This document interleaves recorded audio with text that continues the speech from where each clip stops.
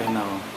Now yung testing naman, next test is kung mali yung placement ng meter, yung current sensor. Okay. Ito yung talaga mag-export. Ito yung hindi mo makikitang mag-zero out yung sa limiter. So ginawa ko ganito. So ito yung halimbawa meter con, meter alcometer 29 na. Normally mag-zero out to pagka tama yung connection mo ng yung clamp, yung current sensor. So on purpose, ito yung output ng limiter, nauna siya. Ito yung papunta dun sa load. So dumaan siya sa clamp meter. Yan yung ating load. So ang sinesense nito is yung load, hindi yung dun sa ibabaw. Kaya na dun eh. Okay. So ang masisense itong load is itong aking soldering iron. Ang gagawin nito, ito siya na mag-produce ng power hanggang ma-zero out ito. The problem is hindi niya ito ma-zero out kasi ang sense ng ito yung aking soldering iron. So ganoon pa rin ang setup. Okay, 50 volts, naka-current ako, current limit ako to 1.23, 1.25 amps. So 50 times 1.25, ilang watts yun? Yun ang maximum ko.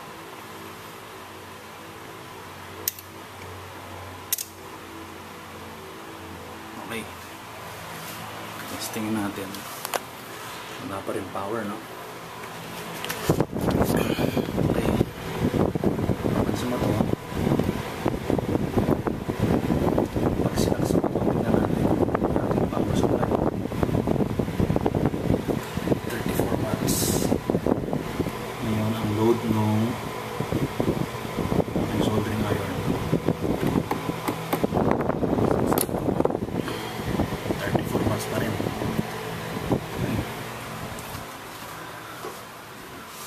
Nagwawala na. Current limit na siya. Tama.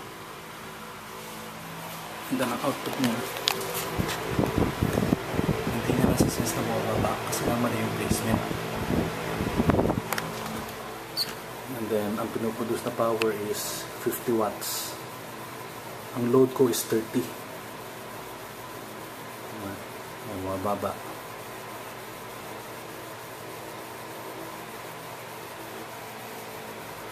May limit mo.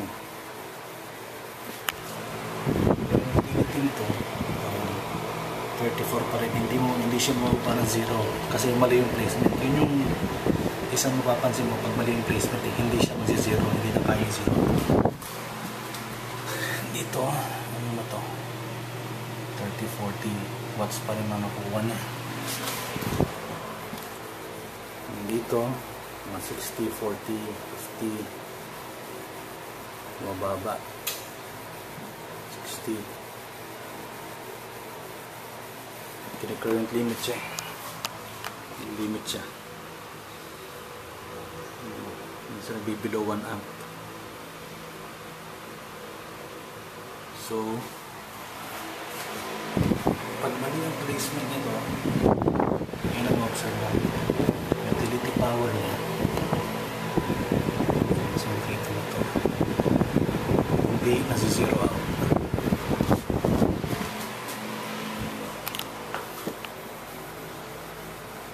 Puputo siya.